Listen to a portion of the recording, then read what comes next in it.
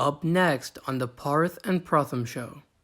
So essentially the problem is that people think that these are implementing racial quotas, but it's not going to, it's just, they want to use race and ethnicity as a factor in their admissions. They just want to take that into account. It's not a one and done thing. It's not the most important factor that's going to go into admissions.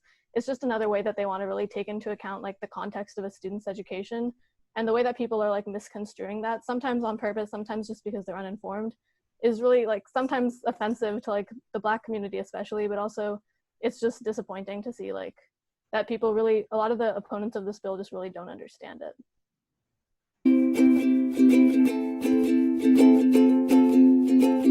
It's the Parth and Pratham show. Hello all, welcome to the special edition of the Parth and Pratham show. So today we're hosting a moderated roundtable discussion regarding Prop 16, which is going to be voted on by the people in November. The ACA 5 bill put Prop 16 on the ballot, calling for the repeal of the 1996 Proposition 209 to basically put back the consideration of race and gender in public institutions, not just college admissions, but also state contracting and hiring. Shawn, a little bit more about how they're all connected? Yeah, thank you very much. As you said, the state legislature voted on ACA 5. It was a legislature-referred constitutional amendment to repeal the 1996 Proposition 209, which was put in place by the voters of California. That proposition basically said we could not take race or gender into consideration in public institution hiring and admissions to schools. So now Prop 16 is on the ballot. It goes, because the legislature referred it back to the people to vote, it goes back to the people, and we will make a decision as a state whether or not we want to repeal the provisions of Prop 209. Awesome, thanks, Shawn. You just heard the voice of Shawn Kumagai, the Dublin City Council member and the Northern Chair of the California Democratic Party Asian Pacific Islander Caucus. Also joining us for today's conversation are Ananya and Ria from the Dublin Political Coalition. Thank you for having us. So give us just a little bit more of the facts on ACA 5, Prop 16, and then maybe the history of affirmative action in general. Oh, okay. So affirmative action has had long-standing controversy, not only in California or the Bay Area, but nationwide. So affirmative action to some is kind of the preferential treatment of certain individuals, often minority groups, in college admissions. But it's also important to note that, of course, Prop 16 affects all statewide institutions. But most of the conflict and controversy that's been coming behind Prop 16 and ACA 5, especially in Dublin, in the Bay Area, has come in regards to the college admissions process. So if we look at kind of what Prop 16 would do, it would repeal 209, right? And say that, no longer is there going to be this kind of blind treatment towards our students who apply in our state schools in California. So that's the UCs, the CSUs, and community college, alongside other hiring in statewide organizations, institutions, etc. So speaking as a Dublin student and as a California student, I have observed, especially when ACA 5 was kind of at the top of everyone's mind, then moving now into Prop 16, a lot of misinformation, a lot of conflict, a lot of controversy. A lot of students at Dublin High have seen kind of it being against them, and I'm putting this in air quotes for those who can't see, because it kind of comes with a lot of conflict.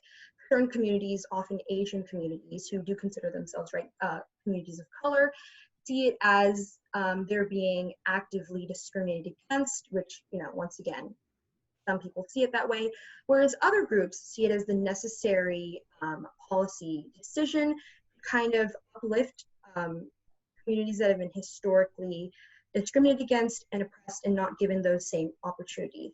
Also, an economic consideration comes into play here, which I'd be kind of happy to talk about later on along in our discussion. where the argument that certain communities have been historically economically suppressed, don't have the same resources in the high school and college admissions process, and that kind of factors into affirmative action as a whole.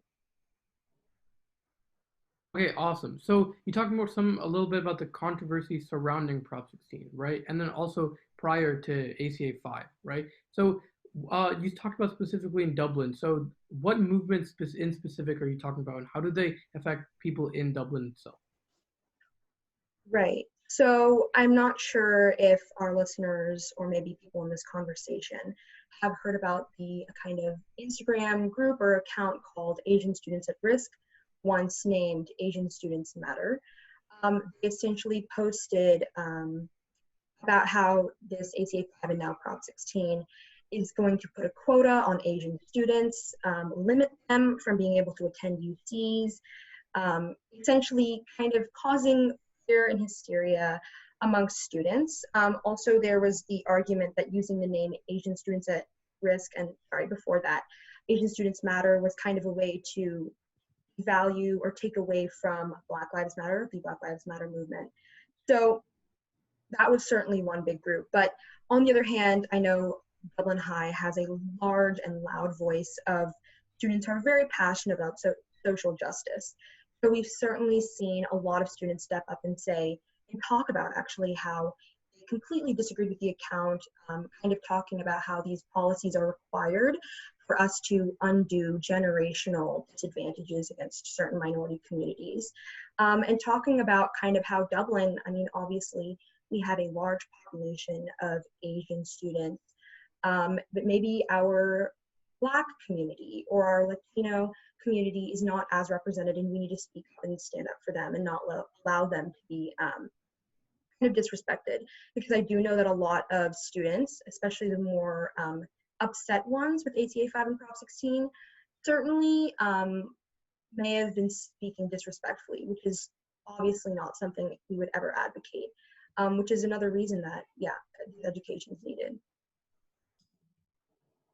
And just talking more about the controversy, there have been many petitions that have been signed by people who actually want to vote no on it. I have one pulled up here. It's called Vote No on Proposition 16, and it has 141,000 signatures. And they talk about how MLK had a dream where his 4 children will not be judged by the color of their skin, but by the content of their character, and how this goes against what California is proposing in the bill. So you're talking about how people are a little bit misinformed. So Shawn, Ria, do you guys want to hop in and just give a little more information on what systematic changes this bill will make to the whole procedure? Yeah, I was gonna say things like that petition that you're talking about. I feel like similar to like that Instagram account that they did name, I think Asian Students Matter, like Ananya said. It's just a lot of ways that some people are using to kind of like capitalize off of much more serious movements. And like, not only is it really disrespectful, but again, like she alluded to earlier, it is rooted in a lot of misinformation. I know one thing that I saw that account had been like spouting that a lot of students actually believed, just because I guess like they didn't know enough to realize that that was completely false. But some of these accounts were claiming things that like, if we repealed Prop 209, that like it would implement racial quotas and things like that in like the University of California admissions, which simply is not true. Like affirmative action does not necessarily mean race quotas, and in this case it wouldn't be. A well-managed affirmative action system really just takes race and ethnicity into account. And honestly, like with the amount of educational inequity in like public education and even in California, it just helps them like have a more holistic view of their students, which is always what the UCs have prided themselves on. So essentially the problem is that like people think that these are implementing racial quotas, but it's not going to, it's just, they want to use race and ethnicity as like a factor in their admissions. They just want to take that into account. It's not like a one and done thing. It's not like the most important factor that's going to go into admissions. It's just another way that they want to really take into account like the context of a student's education, and the way that people are like misconstruing that, sometimes on purpose, sometimes just because they're uninformed, is really like sometimes offensive to like the Black community especially, but also it's just disappointing to see like that people really, a lot of the opponents of this bill just really don't understand it. Yeah, and what I would say is that please help to shut down any misinformation. I want to recognize the fact that the Asian community, there are some in the Asian community that are upset about this, and that's okay. I mean, I think the API community also has some subsets, well, and the whole API community to some degree, that have been marginalized over history. So there is a history of marginalization there.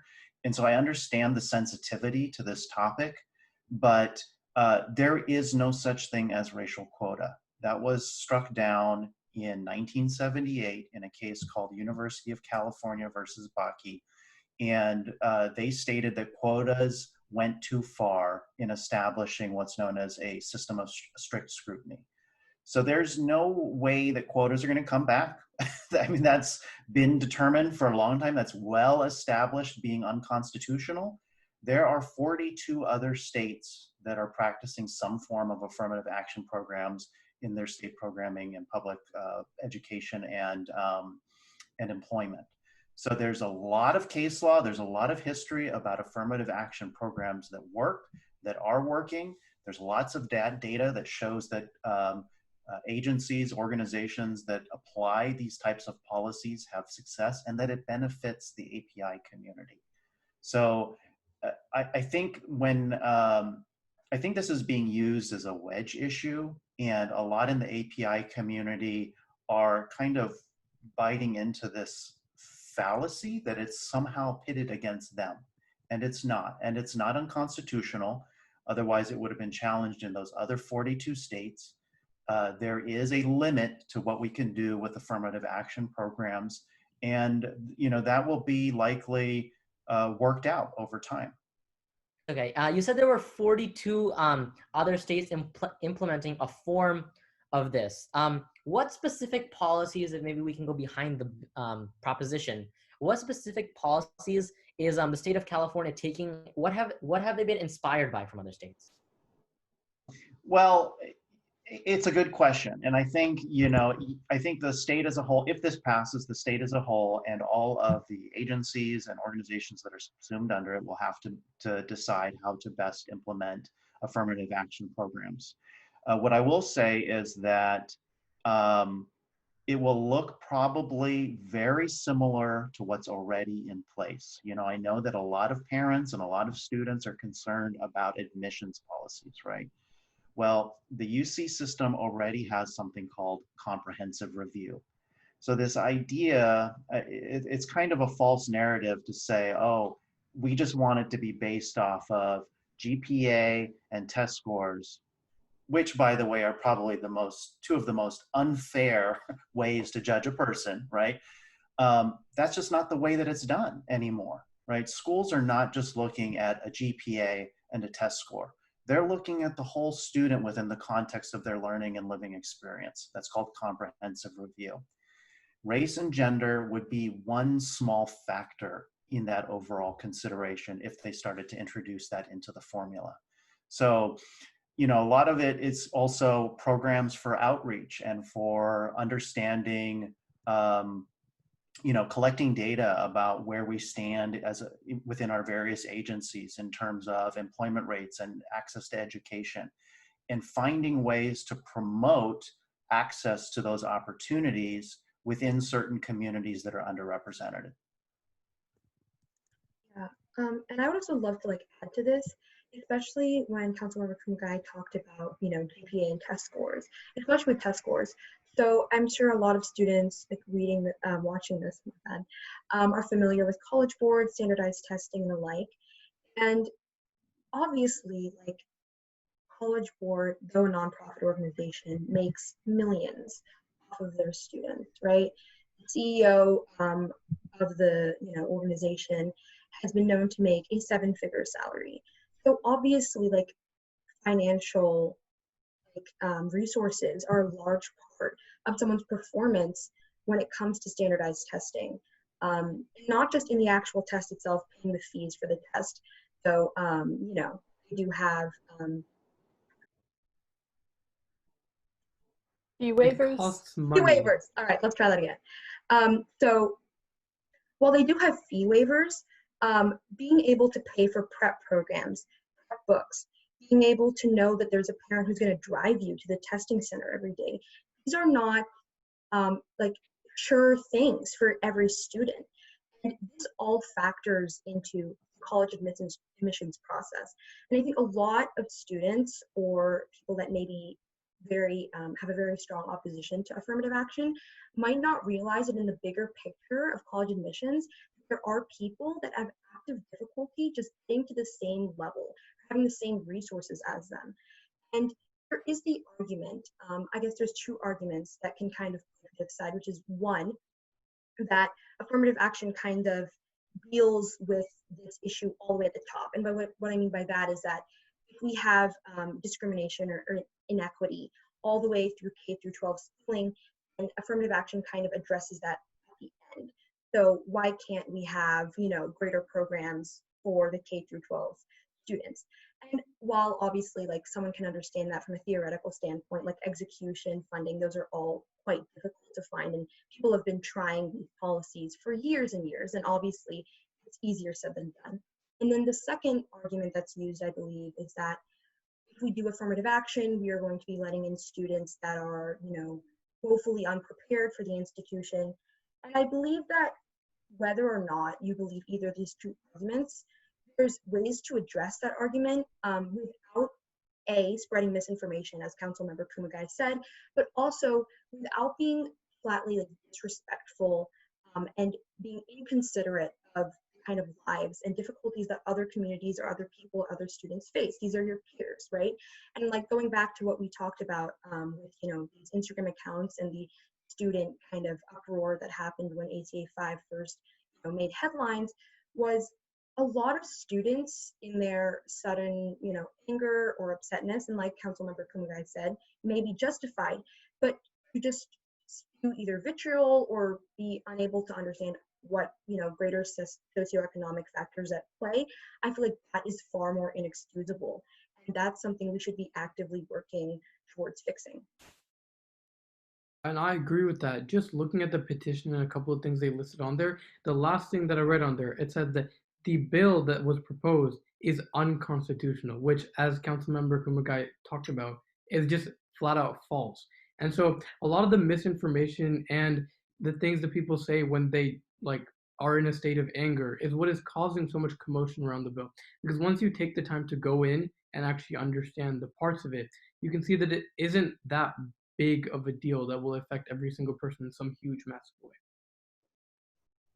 And can I just say that, sure, there are policies that may push the boundary and be ruled unconstitutional. That's what happened with quotas, right? They put quotas in place. It got challenged in court. It went all the way up to the Supreme Court, and the Supreme Court said, yeah, that's unconstitutional on the terms of equal protection clause, right? So it's not to say that this is going to be a one and done thing. It's going to be an ongoing conversation about how we address systemic racism. And, that's a topic that has been brought to the front of our minds right now. What I would say to my fellow APIs, Asian Pacific Islanders, is please do not misappropriate things like Martin Luther King Jr. to make your point. It's really kind of distasteful and pretty disrespectful.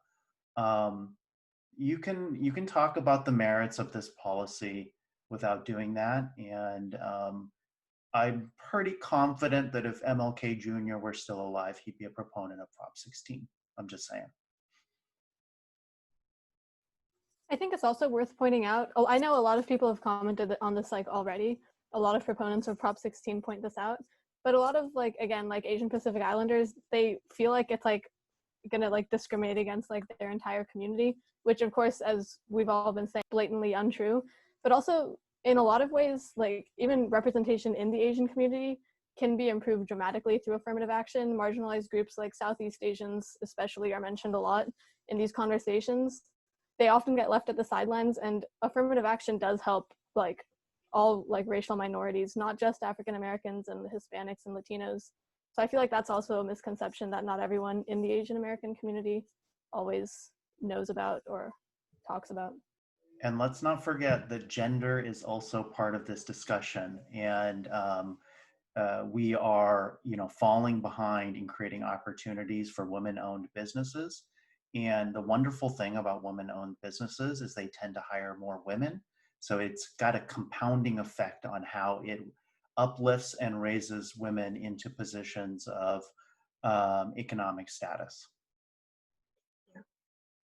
Would it be okay if I posed a question? Great. Oh, and I'm kind of unsure of this myself, and I wanted to know what some of the members of this discussion kind of think about it. I guess the argument has been brought up that we understand that, financial insecurity is a large part of affirmative action when it comes to college acceptances and admissions. So if this is the case, and I guess I'm pretty uneducated about this part, why can't we use, and I know UCs might already do this to a certain extent, as Councilmember Kumagai once said, but how come we can't use, family income in place of pure like race? And I know a lot of other students have the same question. So, well, my opinion on this is like family income kind of it matters, and it does matter a lot in terms of like where you reside and how many resources you get. But just in the specific area, things like racial equality as well as gender also do play a part into it. So like even in Dublin, people who like I would have to say like in just the STEM program in Dublin, there's not equal representation for women in it, right? And so even though you might be have a high income, there are still gender and racial factors that tie into it. that's a good point. And there are studies that show that even people who have the same income, that race has played a factor into their access to opportunities. Um, you know, Looking beyond even just public institutions, thinking about how public policy is set up and how a history of barriers to access to housing opportunities has really disadvantaged Black and Brown communities. What I would say is that I also think that we need to not be wasting too much energy talking about how we carve up the pie and talk more about how we grow the pie. I think that overall, when you talk about, for example, um, college admissions, we should really be talking about how do we get more funding into the public education system? How do we create more programs that are going to benefit everyone, particularly marginalized and socioeconomically disadvantaged people? That's really where we should be focusing our time. And I think that we have to acknowledge that race is a factor. There are people that are alive still today that you can talk to in real life who were part of a segregated school system. I mean, that's how recently it was. And opportunity and generation of wealth happens over the course of multiple generations, right? So when you think about people who are still alive today, who are barred from opportunity, it's going to be generations before they catch up and have that kind of growth of wealth and growth of opportunity within their family. Okay, good, it works. Sir. All right, so I'll lead off this question. Ready? Okay, so we've been talking a lot about Prop 16 and its effect on students, but let's expand out to other individuals in the California population. How would Prop 16 affect them? There's, in addition to education systems, Prop 16 would also allow the consideration of race and gender in government contracting as well as government jobs. I think there's also arguably some room for government programs that would also benefit in areas of private enterprise, right? So you could create, for example, programs that would better benefit certain race, ethnic groups, and genders. Just as an example, pathways to government service within agencies, it would create additional opportunities there. And government contracting is a really big thing. What they have shown is that in large cities, for example, like San Francisco, which because they're in California, can currently not take race and gender into consideration under Prop 209 provisions.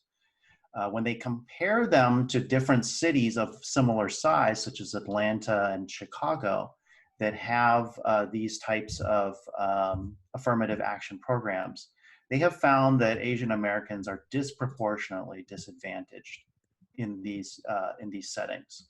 So allowing race and gender to be taken into account for government contracting is going to do a lot to grow small businesses, but also just women-owned businesses and minority-owned businesses. In your opinion, what group would be the most affected or have maybe the most different circumstances from Prop 16, either positive or negative? Who will have like the biggest change? Well, I mean, yeah, not only does it help like small businesses and, individuals, but also, I do think that like, if we look deeper into not only just affirmative action, but also the way this policy would benefit our state and our community, I think there's a lot more research that needs to be done that isn't always, presented. So yeah, that was just something I wanted to bring up. Okay, well, I just think I'm pretty sure it would be the people who are brought up, so people who are in socioeconomic struggles or people who are like disadvantaged based on like race or just where they live. And I think it will have a positive change for them because it will bring them up and help provide them with more monetary assistance as well as help their entire family go out and basically prosper in the future. Yeah. I certainly feel I'm sorry. I certainly feel that like what Parth was saying, these kinds of things they like snowball, right? So if we consider that communities of color, disadvantaged communities, or women have been disproportionately negatively affected by certain hiring or college acceptance or whatever policies in the past, if we take an active step towards maybe changing that, even if people see it as kind of maybe like a huge change now, a huge shift now, these things, they grow and they cycle off of each other.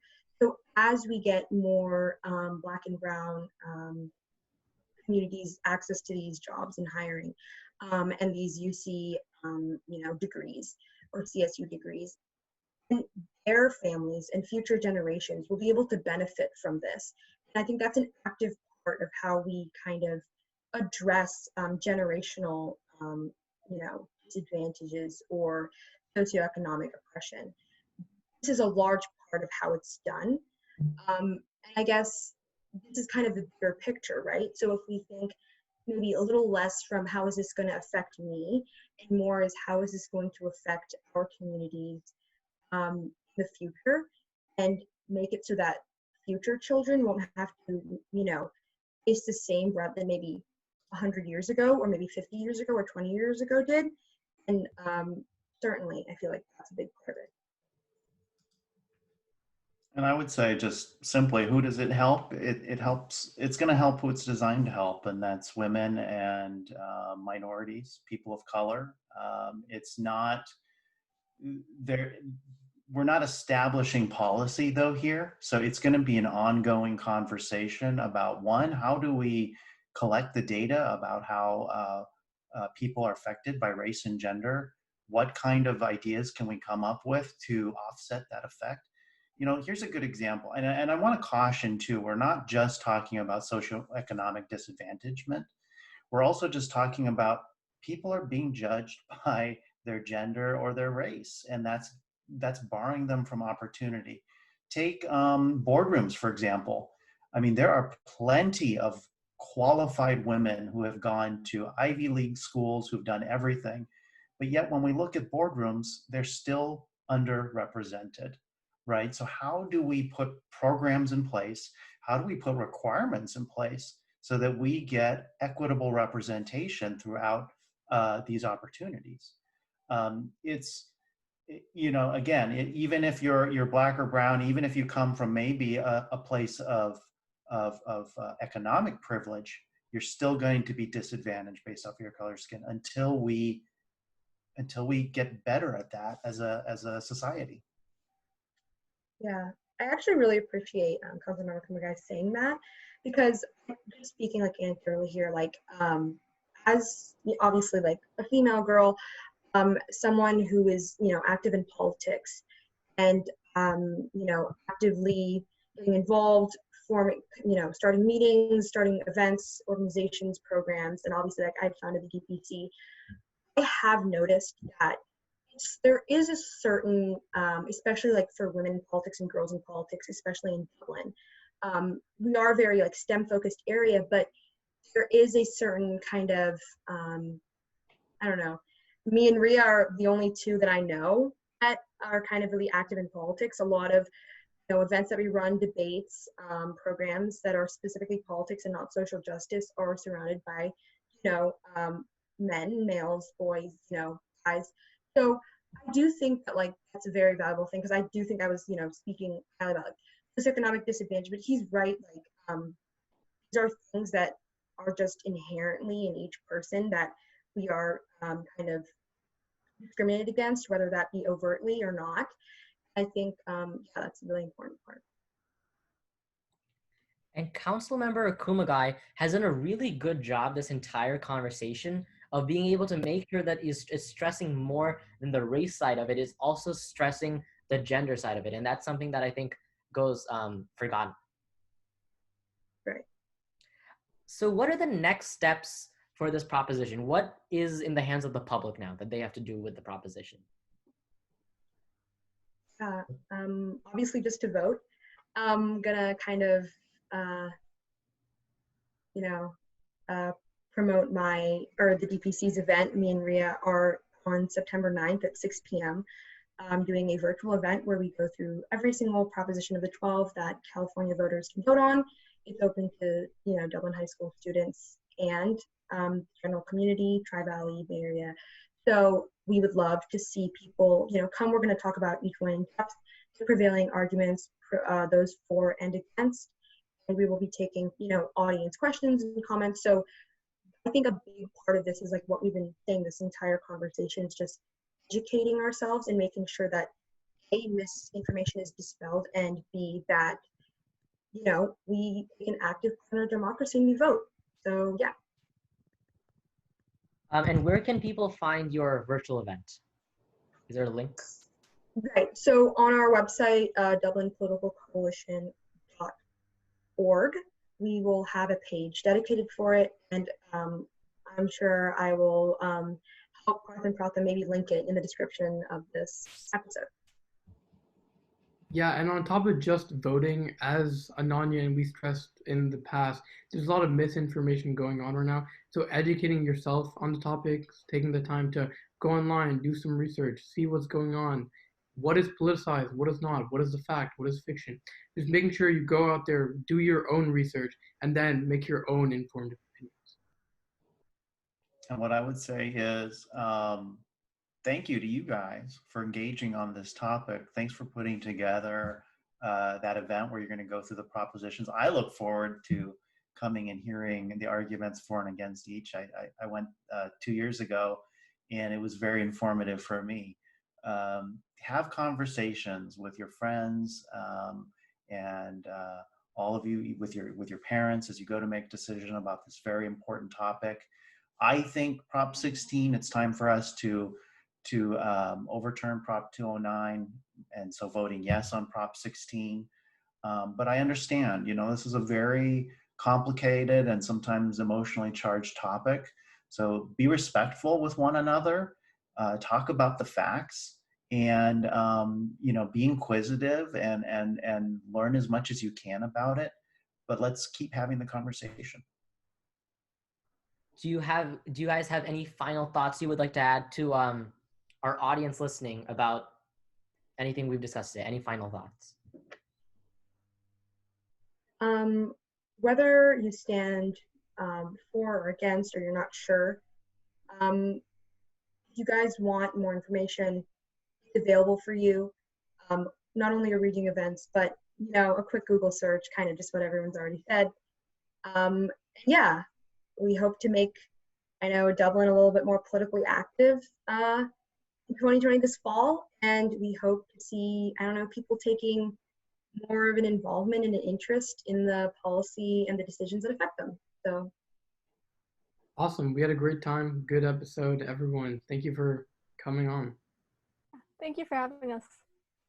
thank you. Yeah, thank you guys.